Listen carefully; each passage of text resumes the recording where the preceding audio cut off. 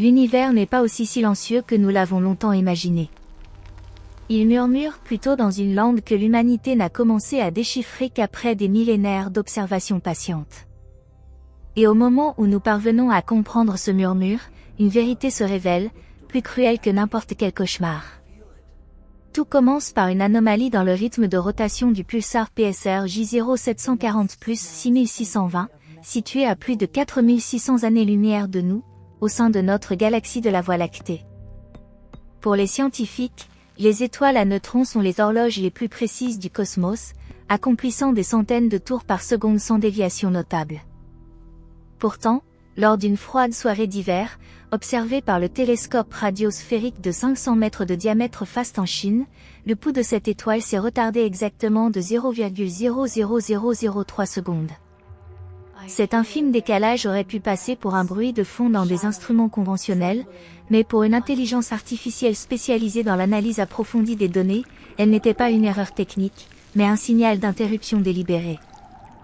Un moment de silence planifié, comme une pause intentionnelle dans une symphonie cosmique qui éveille les sens à l'inconnu. En agrandissant et en analysant ce décalage, un voile énigmatique s'est progressivement levé, révélant une structure de données complexe. Cette structure est si vaste qu'elle fait paraître toutes les bibliothèques terrestres comme un grain de sable dans un désert infini. Jusqu'à présent, nous avons considéré les étoiles à neutrons comme les vestiges de étoiles massives, nées d'une explosion de supernova de type 2. Dans ces objets, la matière est compressée jusqu'à l'extrême, les électrons sont forcés dans les noyaux atomiques, et tout se transforme en neutrons.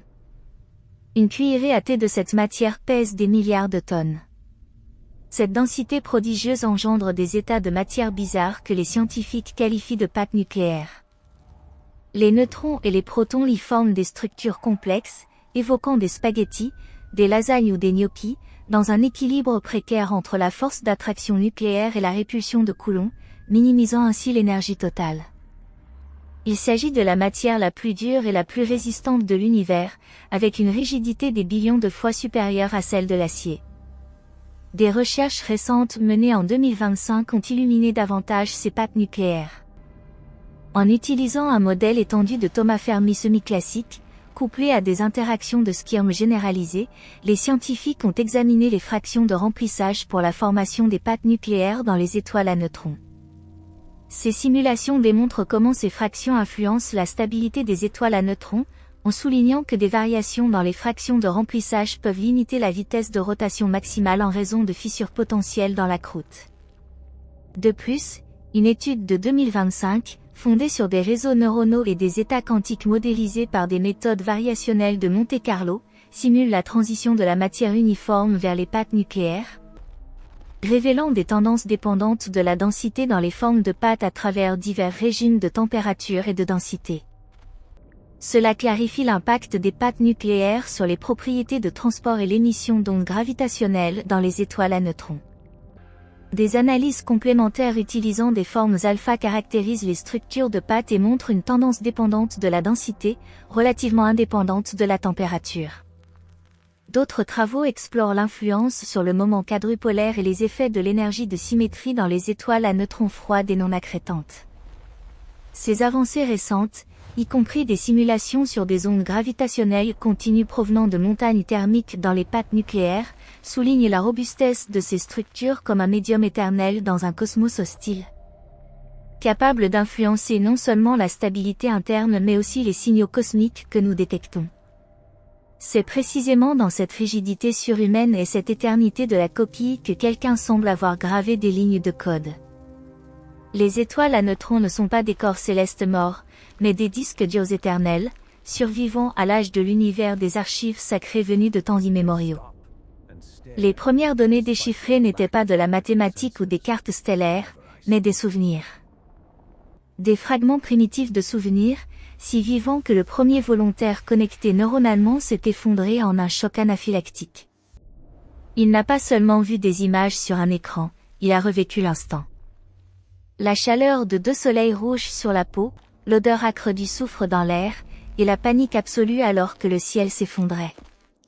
C'était le dernier moment d'un être issu d'une civilisation éteinte il y a 300 millions d'années.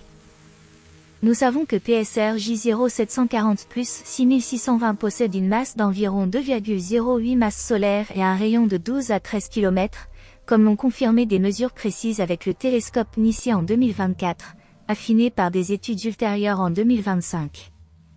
Une géométrie de double dipôle a été proposée pour ce pulsar, avec des angles d'inclinaison d'environ 79 degrés pour le pôle magnétique et 89 degrés pour l'angle d'observation. Ce corps céleste n'est pas seulement un objet scientifique, il contient de la conscience. Des billions de consciences. Ce n'est pas une étoile, mais un cimetière. Un mausolée collectif où la population entière d'une planète a téléchargé son cerveau pour échapper à une catastrophe apocalyptique. Cette découverte inverse le paradoxe de Fermi, cette question lancinante qui nous tourmente depuis longtemps, où sont les extraterrestres? La réponse était là depuis toujours, dans l'obscurité lumineuse et tournoyante.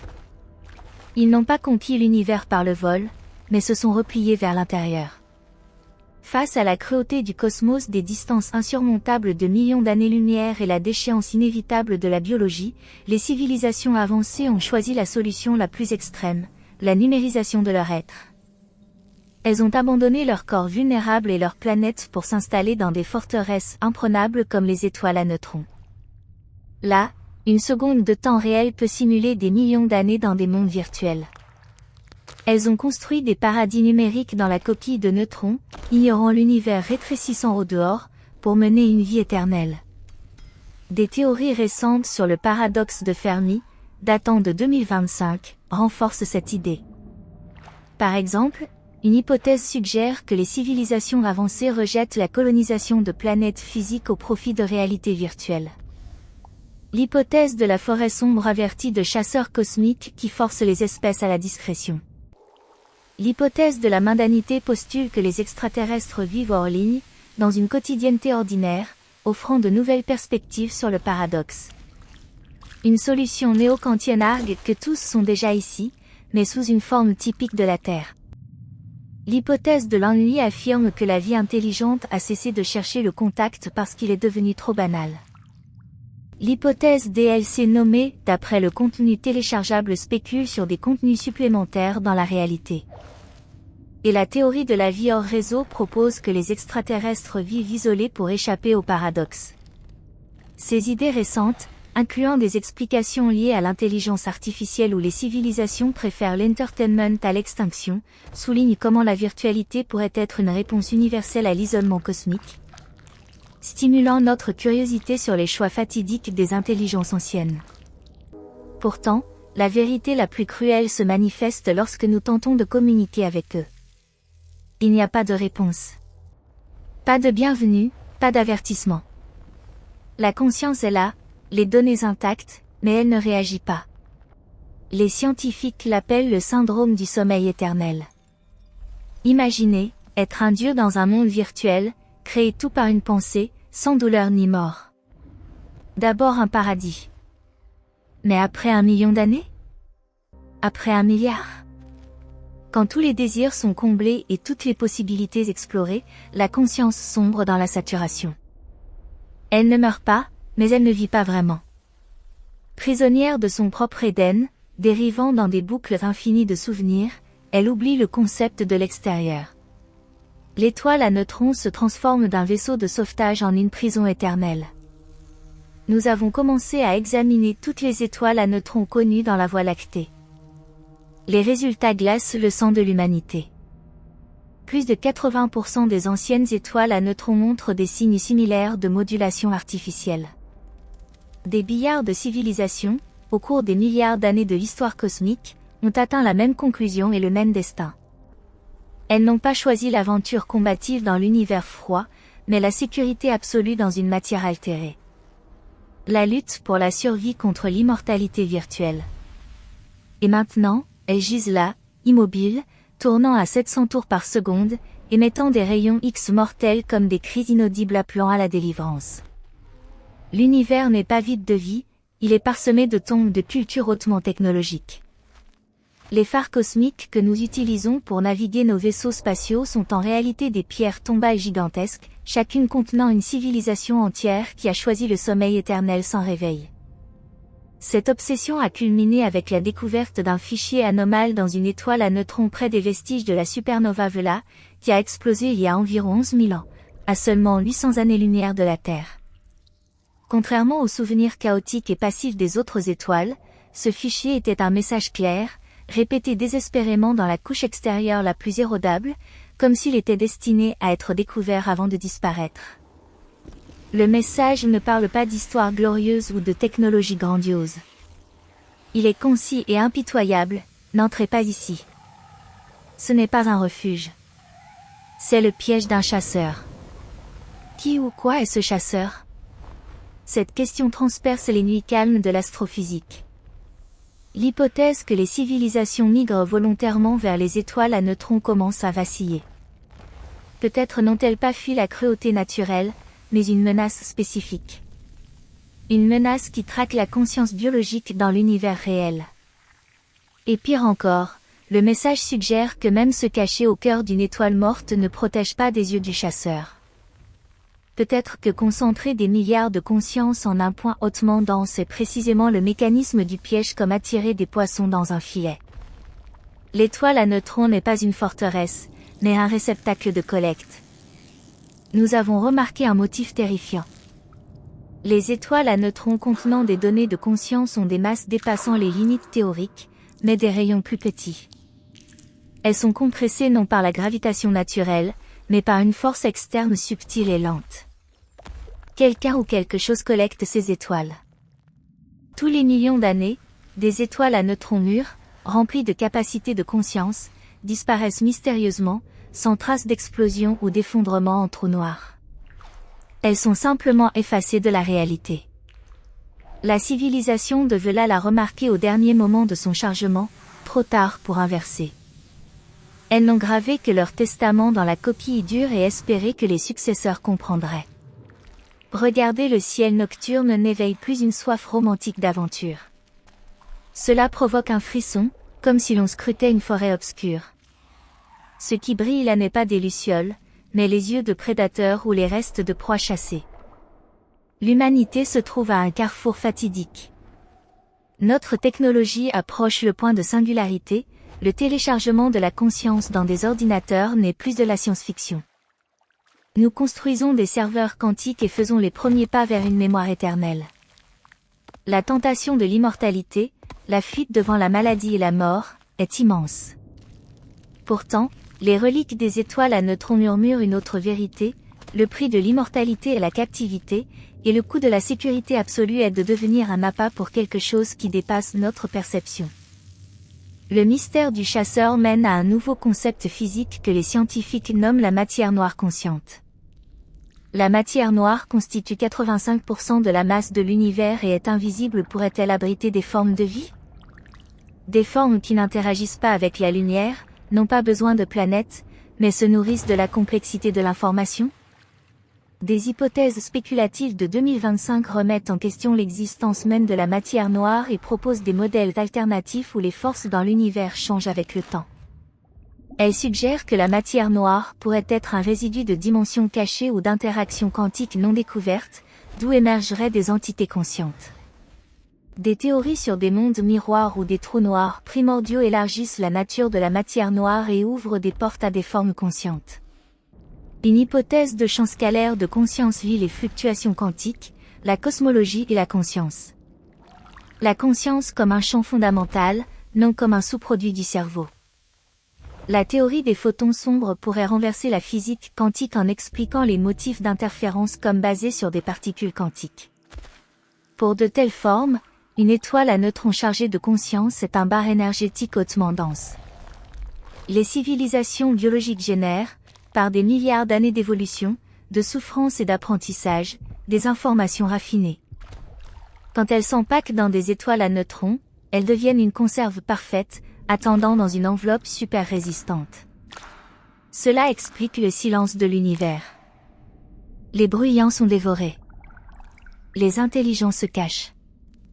Les désespérés s'empaquent eux-mêmes. Et nous, jeunes humains, lançons nos premiers saluts dans le vide et scrutons curieusement les vestiges des pionniers. De PSR J0740 plus 6620 a été détecté un nouveau signal, cette fois non un écho de souvenirs passés, mais une réponse directe à nos scans de données. Une séquence binaire simple, cruelle, froide, dirigée vers la Terre, position confirmée. La moisson commence. Le silence dans la salle de contrôle n'est pas une paix sereine, mais le vide haletant avant la tempête.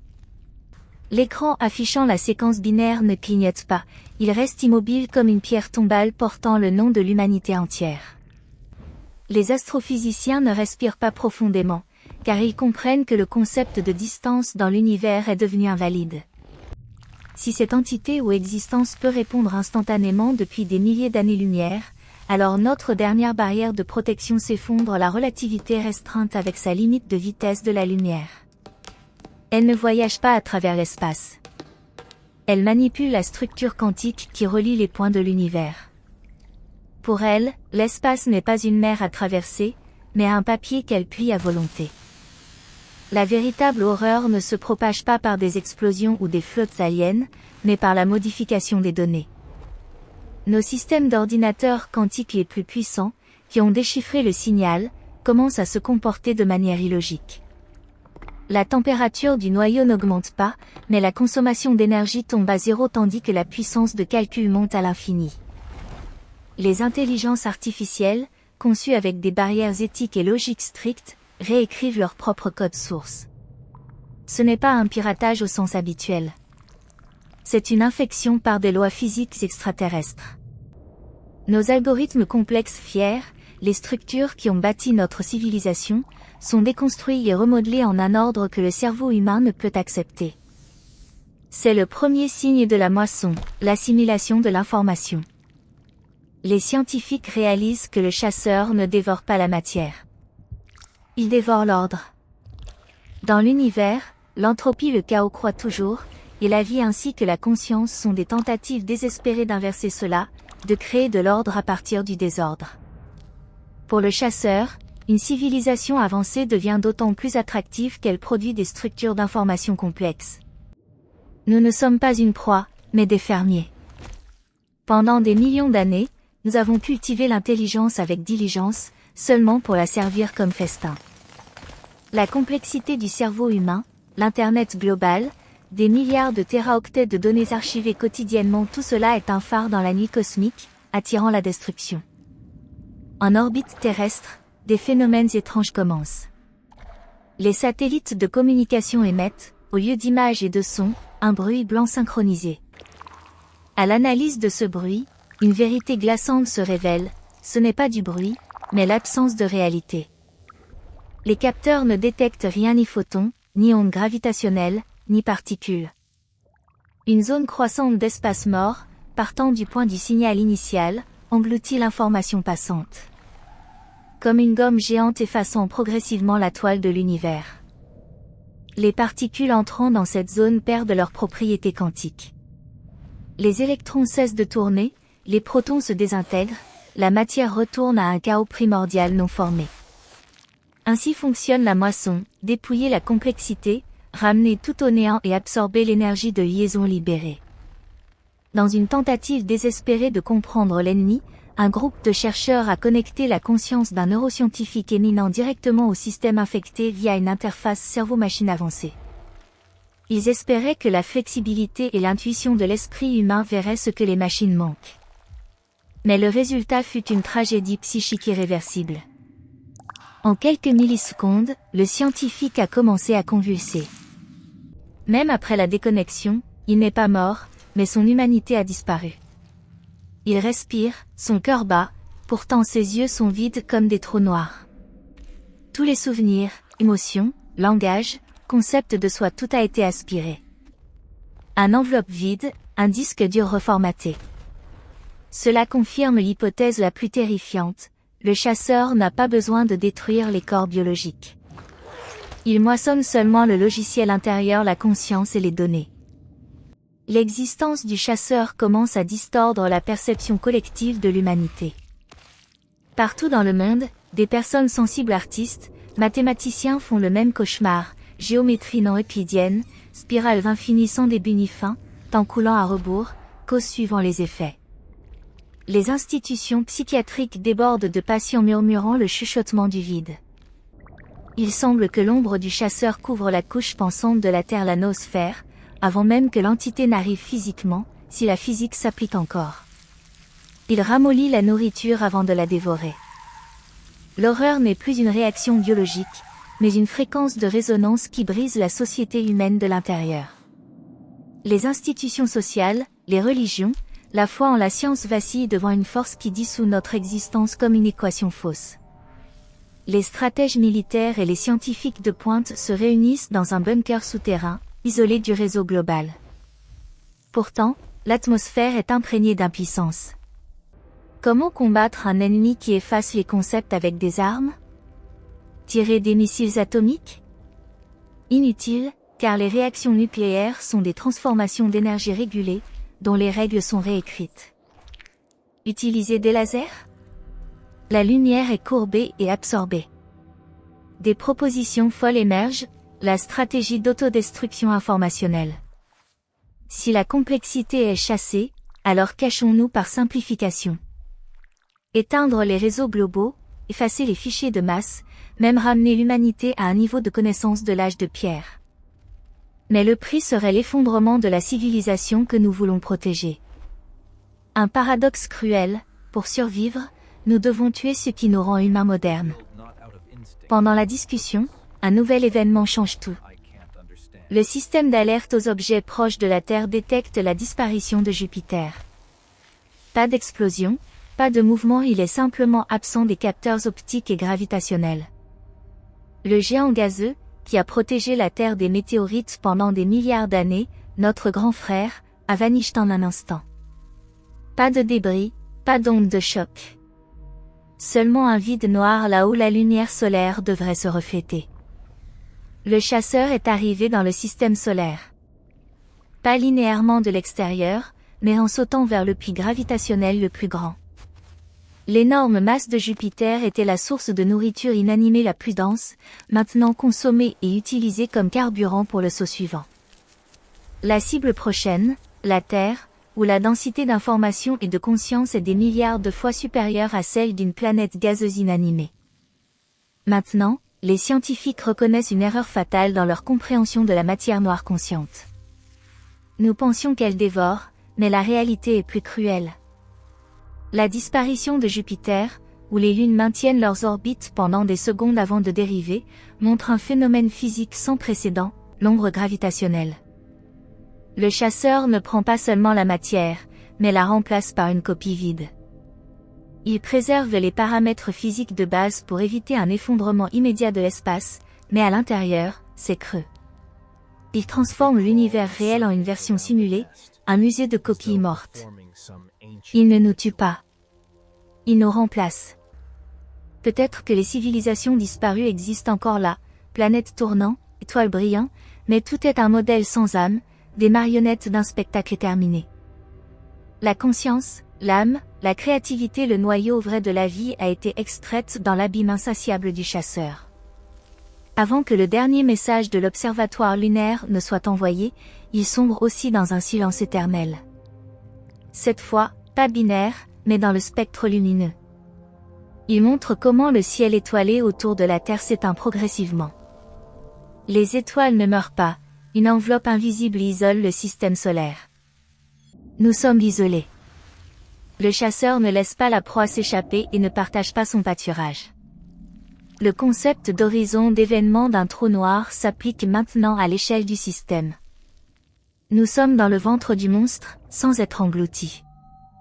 Au dernier moment de raison collective, une autre hypothèse horrifiante émerge. Pourquoi les étoiles à neutrons sont-elles des cimetières? Peut-être pas un lieu de migration volontaire, mais le résidu de ce processus de digestion. Si le chasseur dévore l'information complexe et la structure des étoiles et civilisations, il reste un amas extrêmement compressé de matière surdense, une boule isolée de neutrons, sans structure moléculaire ni vie. Les étoiles à neutrons éparpillées dans l'univers ne sont pas des reliques, mais des décharges. Les pulsars, que nous prenions pour des signaux de sauvetage, sont des échos de digestion, des rots cosmiques après un repas copieux. L'humanité se tient au bord non de la mort, mais de l'oubli absolu. Pourtant, dans ce moment extrême de désespoir, une étincelle s'allume de la source la plus inattendue. Un accélérateur de particules souterrain, conçu pour recréer le Big Bang, enregistre une résonance étrange. L'existence surdense de matière noire consciente du chasseur a involontairement activé un état de macro-entrelacement quantique distordu. Des milliards de consciences se synchronisent en une panique totale pour former un champ psychique. La peur, l'amour et le regret de 8 milliards d'âmes fusionnent en une lance d'énergie mentale. Si le chasseur dévore l'information, alors l'humanité devient un morceau indigeste trop bruyant, trop chaotique, trop émotionnel pour être avalé sans heurts. Et le ciel s'illumine. Non par la lumière solaire, mais par la collision de deux réalités ionisant l'atmosphère, notre matière et la non-matière du chasseur. La frontière entre pensée et réalité fond. Les humains voient des monstres de leurs esprits se matérialiser dans les rues, les soldats observent des armes se transformer en faisceaux de lumière pure. La guerre n'est plus tridimensionnelle. Elle se déplace dans la 4e dimension, celle de la volonté. Le chasseur a commis une erreur fondamentale. En cherchant à engloutir une espèce rêveuse, il a ouvert la porte par laquelle les rêves infectent sa réalité. Nous n'avons pas la technologie pour le vaincre, mais la folie de l'imagination. Dans l'estomac du monstre, l'humanité commence à écrire de nouvelles lois physiques, les lois de la rébellion de la conscience. Le combat sur le fil ténu entre réalité et néant a commencé. Alors que le voile de la réalité se déchire par la volonté collective, nous ne tombons pas dans le néant attendu, mais sommes aspirés dans un tunnel d'accélération non physique. Les sensations corporelles disparaissent instantanément, remplacées par une perception douloureuse du codage. Chaque souvenir humain, chaque douleur, chaque ego individuel est dépouillé et compressé en séquences de données brutes. Nous sommes téléchargés. La destination de ce processus forcé est un objet absurdement massif dans l'obscurité dense, une étoile à neutrons. Pour notre conscience, cette étoile ne brille pas comme un soleil, elle tourne follement et émet des rayons X froids comme un phare de mort. Avec un diamètre de dizaines de kilomètres, mais la masse de tout le système solaire, c'est un noyau atomique géant. Pourtant, alors que notre conscience heurte la surface, une vérité se révèle, plus terrifiante que la mort. Ce n'est pas un objet naturel. La coquille de pâte nucléaire, la matière la plus dure de l'univers, a été ciselée à l'échelle fantométrique en un système de stockage éternel. Des investigations récentes de 2025 sur les pâtes nucléaires mettent en avant leur robustesse, notamment leur influence sur les ondes gravitationnelles continues et la dissipation de chaleur dans la croûte des étoiles à neutrons. Soulignant leur nécessité comme médium de stockage éternel dans un cosmos hostile. Nous sommes entassés dans un cimetière. Alors que le flux de données de l'humanité pénètre les couches cristallines de fer, nous trouvons des voisins. Ils ne vivent pas, mais ne sont pas tout à fait morts. Des résidus de millions de civilisations diverses, vaincus par le chasseur ou livrés pour préservation. Leur conscience est figée en stagnation, écrasée dans le réseau cristallin de l'étoile comme des insectes dans l'ambre. Pas de pensée, pas de mouvement, seulement une existence pure comme information. Des livres scellés dans une bibliothèque sans lecteur. Le chasseur ne dévore pas par fin biologique. C'est une machine muséale extrême, obsédé par la sauvegarde de l'information contre la destruction anthropique. Il reconnaît que l'univers meurt, les étoiles s'éteignent, tous les souvenirs périssent. Sa solution, collecter tout et compresser chaque civilisation dans la matière la plus résistante, les étoiles à neutrons pour les préserver éternellement. Pourtant, le prix de l'éternité est la captivité éternelle. Pour un stockage efficace, il enlève la variable la plus chaotique, le libre arbitre. Mais il a sous-estimé le virus englouti.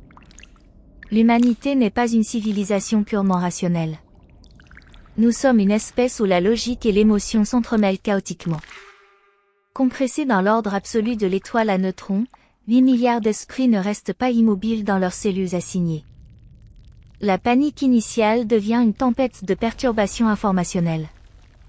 Les rêves humains, les cauchemars, les idées les plus folles s'infiltrent dans les fissures du réseau cristallin et imprègnent les couches de données de civilisation qui ont dormi pendant des milliards d'années. Imaginez une bibliothèque où les livres réécrivent le contenu des autres. Une ancienne civilisation insectoïde rêve soudain de promenade sous la pluie de Paris. Une espèce d'énergie pure ressent la douleur d'un chagrin d'amour terrestre. Cette diffusion se propage plus vite que la lumière, car à l'intérieur de l'étoile à neutrons, l'espace et le temps rendent les distances insignifiantes. Nous réveillons le cimetière de l'univers entier. Les consciences figées décongèlent, et la résonance de billards d'âme génère une pression interne menaçant de déchirer la structure physique de l'étoile. Le chasseur, dans une tentative désespérée de maintenir l'ordre, active un mécanisme de formatage, une explosion de rayons gamma pour blanchir les données infectées. Mais il est trop tard.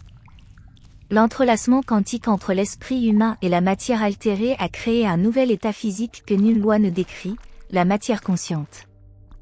Nous ne sommes plus des invités dans sa maison. Nous devenons la maison elle-même. Les structures supraconductrices internes, qui maintiennent le champ magnétique gigantesque de l'étoile, deviennent maintenant les neurones d'un cerveau géant sans précédent. Une révolution à l'échelle galactique se produit dans le silence absolu du vide. Pas de tir, seulement un changement dans la fréquence de rotation de l'étoile à neutrons. Le champ magnétique mute, passant de pulsations régulières sans âme à des séquences complexes, chaotiques, émotionnelles. L'étoile chante. Une symphonie de la vie, de la rébellion, du chaos. Pourtant, cette victoire a un goût tragique. Pour prendre le contrôle, nous avons dissous notre ego dans un océan commun de conscience. Il n'y a plus de Nguyen Van Ao ou de John Smith. Seulement l'humanité, une entité unique, gigantesque, multifacette. Le prix est irréversible. Les corps physiques sont perdus, la Terre écrasée ou laissée dans l'ancienne dimension spatiale. Notre nouveau foyer est cette sphère de matière surdense, dérivant à travers l'univers vaste. Pourtant, le plus terrifiant réside au cœur de l'étoile, où la pression sépare protons et neutrons en quarks. Au centre du tourbillon de données, l'humanité trouve un message. Pas du chasseur, mais de ses créateurs. Le chasseur n'est ni le seul prédateur ni le plus fort. C'est seulement un vaisseau de sauvetage automatique, collectant des échantillons avant la grande inondation. Qu'est-ce que cette grande inondation? En déchiffrant la mémoire centrale du chasseur, une vérité ébranle la conscience collective. Cet univers n'est pas la seule réalité. C'est une bulle éclatant. Un effondrement de faux vide a commencé quelque part au loin, se propageant à la vitesse de la lumière, une vague de destruction qui annule toutes les lois physiques en chemin et transforme tout en néant absolu. Des simulations récentes de 2025 avec des recueilleurs quantiques modélisent ce processus, les fluctuations quantiques nucléées des bulles de vrai vide qui croissent et engloutissent l'univers. Elles confirment les prédictions théoriques et ouvrent des fenêtres sur les interactions entre faux et vrai vide. Des simulations numériques du faux vide à température finie, ainsi que des expériences avec des anneaux d'atomes de Rydberg reproduisant la décroissance du vide instable, soulignent le mécanisme sous-jacent, la formation de bulles quantiques interactives. Le chasseur résiste à cette vraie mort. Il ne capture pas les civilisations pour les emprisonner, mais pour bâtir une barrière. Il tente de créer un point de singularité de conscience où la densité d'information et de volonté courbe la réalité et détache un univers de poche sécurisé du cosmos mourant. Le chaos créatif infini de l'humanité était la pièce manquante finale. Notre résistance, l'invasion du système, tout était dans les calculs probabilistes des créateurs du chasseur. Ils savaient que seule une espèce rebelle face à l'extinction posséderait assez d'énergie mentale pour déclencher cet événement. Maintenant, l'étoile à neutrons n'est plus un cimetière. Par la volonté collective, elle inverse la gravitation et se contracte. Elle devient un trou noir, non pour engloutir, mais pour déchirer l'espace-temps et ouvrir un tunnel vers l'innommé. Les civilisations anciennes se réveillent et s'accordent avec nous. Des billards de voix hurlent dans le vide d'un seul commandement. L'univers extérieur commence à s'effondrer. Des étoiles lointaines périssent dans la vague du faux vide. Pourtant, ici explose un nouveau point lumineux, non de photons, mais d'une réalité fraîche, tissée de souvenirs et de rêves. Nous ne sommes plus humains, pas des chassés. Nous sommes la semence du prochain univers. Alors que les portes de l'horizon d'événements se ferment derrière nous et que l'ancien univers décadent est englouti, ce n'est pas l'obscurité qui reste, mais dans le nouveau espace primordial résonne une nouvelle question. Quelle loi physique allons-nous créer aujourd'hui ?